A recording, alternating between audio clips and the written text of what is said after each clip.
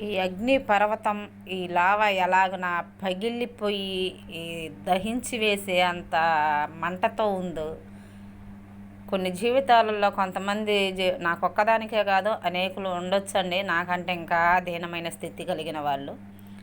దీనమైన స్థితి అని అంటే అడుక్కొని తింటేనే దీనమైన స్థితి కాదు, వాళ్ళే చాలా బెటర్ నాకు తెలిసినంత వాటికి.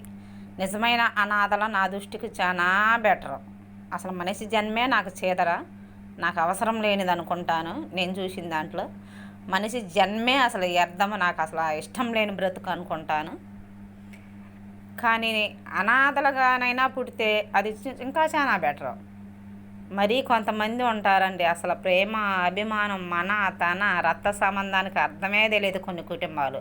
మరీ నేను పెరిగిన ఇల్లు అయితే అసలు ఇంతవరకు నాకు తగల, అలాంటి మనుషులే తగలలేదు. ఈ మాట చెప్పడానికి అసలు